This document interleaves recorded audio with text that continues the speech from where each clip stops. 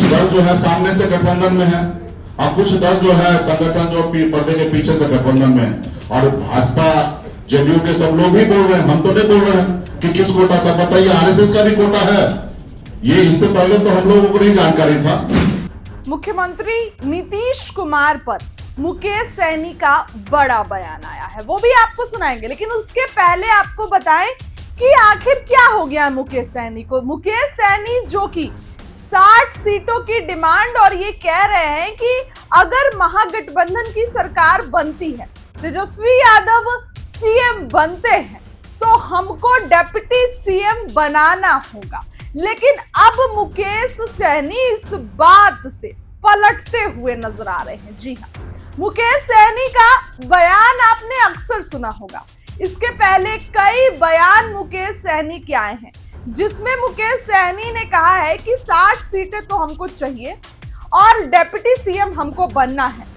अगर सरकार महागठबंधन की बनती है तो तेजस्वी सीएम होंगे और हम डिप्टी सीएम होंगे, इसमें कोई दोहराया नहीं है। उन्होंने ये बातें कही थी, लेकिन अब मुकेश सहनी के तेवर बदले हुए नजर आ रहे हैं। अब मुकेश सहनी के तेवर बदले हुए इसलिए नजर आ रहे हैं क्योंकि मुकेश सहनी ने ऐलान तो कर दिया है कि चुनाव लड़ेंगे, लेकिन इस बार सीटों को लेकर स्पष्टता नहीं नजर आ रही है। अब मुकेश सहनी का बड़ा बयान आया है। मुकेश सहनी का पहले आप बयान चल के सुनिए कि क्या कुछ वीआईपी सुप्रीमो मुकेश सहनी कहते नजर आ रहे हैं। सीट गठबंधन 243 सीट पर हम लोग लड़ रहे हैं और सीट शेयरिंग का भी हम लोग इंटरनल बैठक कर रहे हैं, लगातार बैठक कर रहे हैं। गठबंधन के सभी दल लोग कर रहे हैं और आप सबको जानकारी है, कोऑर्डिनेशन कमेटी के अध्यक्ष हमारे श्री तेजस्वी प्रसाद यादव जी है। हमें इस मंच पे से बोलना उचित नहीं होगा। एक बार इंटरनल सब चीज क्लियर हो जाएगा और आप लोगों के बीच में बहुत जल्द आपके बीच में हम लोग आएंगे और कितना सीट पर कौन पार्टी लड़ेंगे वो आप लोगों को जानकारी दे देंगे। मुख्यमंत्री का चेहरा कौन होगा तय हो गया है क्या? मुख्यमंत्री का कौन होगा तय हो गया है? ये सब चीज का जो भी आप सवाल कर रहे हैं, मुख्यमंत्री कौन होंगे, डिप्टी सीएम कौन होंगे, कितना सीट पर कौन पार्टी लड़ेंगे, कहां से लड़ेंगे, इस सब चीज का जो जानकारी है हम लोग गठबंधन के प्लेटफॉर्म पे से देंगे। खबर सिंगल डिजिट में मिलने वाला है, जो भी मिलेगा वो सब हम लोगों को सबको पता है और आने वाला समय में आप लोगों को जानकारी देंगे। क्या उम्मीद लेके चल रहे हैं, क्योंकि बार-बार ज्वाइनिंग के बारे में काफी आप उम्मीद भी जो भी लेके चले गठबंधन के बीच में रखें अपनी बात को, वहां से सब चीज क्लियर होगा। आपको पता है कि बिहार में हमारी ताकत क्या है, हमारे विचार क्या है। बिहार में हम लोग सरकार बनाने के लिए आ रहे हैं। आपको पता है कि वीआईपी पार्टी के साथ क्या ताकत है, तो ये सब चीज है। सीट तो आपको देना नहीं है, सीट गठबंधन से तय होगा और मजबूती से हम लोग काम करेंगे। और सर दामाद आयोग पर आपका क्या राय है? दामाद का मांग हो रहा है बिहार में। देखिए, बिहार में सरकार जो है वो आईसीयू में चला गया है। नीतीश कुमार जी अस्वस्थ है। हम तो भगवान से कामना करेंगे कि नीतीश जी स्वस्थ हो। उनके परिवार से आग्रह करेंगे कि नीतीश जी को सही से उपचार कराना चाहिए। आप देखिए ना, यही नीतीश जी 2010 में कल्पना कर सकते थे या 2015 में कल्पना कर सकते थे कि किसी दामाद को, किसी ऑफिसर के वाइफ को इस तरीके से प्रमोट किया जा सकता था? नहीं कर सकते थे। लेकिन आज नीतीश जी का चल ही नहीं रहा। उसके अलावा अभी देखिएगा, चुनाव के लिए पूरा तैयारी किया जा रहा है। तो आज जून का महीना चल रहा है, ट्रांसफर पोस्टिंग का महीना है। पैसा लाखों करोड़ों में लूट हो रहा है पटना में। आप जिस मंत्री के बंगला के बाहर जाइएगा और ढूंढिएगा तो पता चलेगा अफसर खड़ा है, उसके जेब में पैसा है। तो पैसा लेके ट्रांसफर पोस्टिंग किया जा रहा है। आप समझ लीजिए कि किस तरीके से होगा। जिसके पास पैसा है वो आगे बढ़ रहे हैं। तो इसके लिए भी सभी को, सब लोग समझ रहे हैं कि किस तरीके से है। और नीतीश जी जो है जो मान ही नहीं रहे, वो अभी भी कुर्सी पर बैठा रहना चाहते हैं और आगे भी बैठा रहना चाहते हैं। तो मेरा यही है देश में कि भाई, देश में कोई भी पद पर कोई आदमी कब तक रहेगा, उसके लिए है कि राज्य का व्यक्ति होना चाहिए, स्वस्थ होना चाहिए। लेकिन नीतीश जी स्वस्थ नहीं रहने के बावजूद भी राज्य जो है उनके हिसाब से नहीं चल रहा। किस तरीके से यहाँ पे हत्या हो रहा है, मर्डर हो रहा है, बच्चे के साथ बलात्कार हो रहा है, किस तरीके से भ्रष्टाचार हो रहा है, ये किसी से छुपा हुआ नहीं है।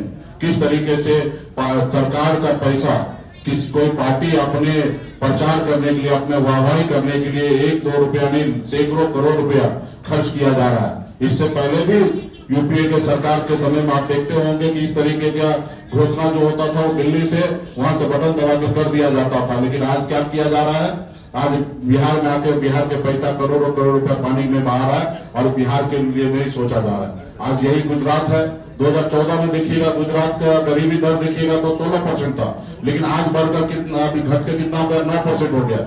लेकिन यही बिहार में जो 2014 में 33% था वो बढ़ के अभी 37% गरीबी दर हो गया। और ये मेरा आंकड़ा नहीं, ये भारत सरकार का आंकड़ा है। और ये खाली झूठ बोलने के लिए बिहार में आते हैं, भ्रम फैलाने के लिए आते हैं कि डबल इंजन की सरकार है। अगर डबल इंजन की सरकार होता तो आप बताइए 2014 में जो हमारे बिहार का गरीबी था उससे ऊपर हम कैसे चले गए। और वही गुजरात 2014 में जितने गरीबी रेखा में जो थे 16%, उससे घट के 9% पे कैसे आ गए। तो ये सवाल आने वाला समय में मोदी जी को देना चाहिए बिहार में आने के बाद। और बिहार के लोग अभी जागरूक हो चुके हैं और बिहार में इस बार परिवर्तन होगा और बिहार में महागठबंधन का सरकार बनना है। कुछ दल जो है सामने से गठबंधन में है और कुछ दल जो है संगठन जो पर्दे के पीछे से गठबंधन में है। और भाजपा जेडीयू के सब लोग ही बोल रहे हैं, हम तो नहीं बोल रहे हैं कि किस कोटा से। बताइए आरएसएस का भी कोटा है। ये इससे पहले तो हम लोगों को नहीं जानकारी था, हम लोग को तो पता है यूनिवर्सिटी पे कब्जा हो गया आरएसएस का, जितने भी संस्थान है उस पर कब्जा होगा, लेकिन कोई सुनने के लिए तैयार नहीं था। वो लगता था लोगों को कि भाई ये विपक्ष में है और ये आरोप लगा रहे हैं। लेकिन अभी तो जो सत्ता पक्ष में वही बता रहे हैं कि आरएसएस के कोटा से जा रहा है। अब बताइए संवैधानिक पद है, ये आयोग होगा, ये सब चीज है, ये संवैधानिक पद है। यहाँ पे जो भी व्यक्ति हो वो न्यूट्रल होना चाहिए, किसी दल के बारे में नहीं सोचना चाहिए, वो अपने राज्य के प्रति, नागरिक के प्रति सोचना चाहिए। अगर वहां पे अगर आरएसएस के लोग अगर पहुंच रहा है तो निश्चित तौर पर आरएसएस के एजेंडा पे बात करेंगे, आरएसएस के बारे में बात करेंगे। तो आने वाला समय में हम लोग काम करने के लिए जाएंगे। आने वाला अभी भी आप देखिएगा बिहार में जिसके पास पैसा है, जिसके पास पहुंच है, जो अच्छे परिवार से आते हैं उनको अच्छी जगह पोस्टिंग हो रहा है। वही गरीब है, एससी है, ओबीसी है, अति पिछड़ा है, उनको ढकेल के किसी ब्लॉक में बैठा देता है, किसी गांव में उनको भेज दिया जाता है। लेकिन वही जिसके पास पैसा है, जिसकी पहुंच है, उनको पट्टा में पोस्टिंग करता है, उनको तनख्वाह के अलावा 16% अतिरिक्त पैसा उनको मिलता है। तो ये सारे चीज को भी आने वाले समय में परसों हम खुलासा करेंगे।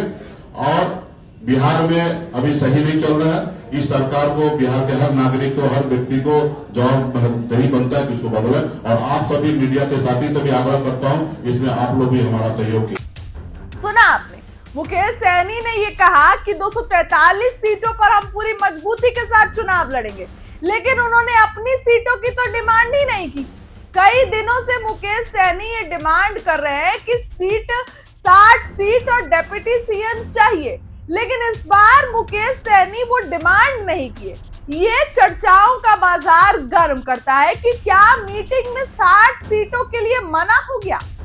12 जून को जो तेजस्वी प्रसाद यादव के आवास पर मीटिंग रखी गई थी, क्या उस मीटिंग में ये मना हो गया कि मुकेश सहनी को 60 सीटें मिलेंगी? क्योंकि अब मुकेश सहनी के तेवर बदले बदले नजर आ रहे हैं। हालांकि अब महागठबंधन के भीतर क्या कुछ चल रहा है ये तो आने वाले समय में पता चलेगा। लेकिन इस खबर के लिए इतना ही। बहुत बहुत धन्यवाद।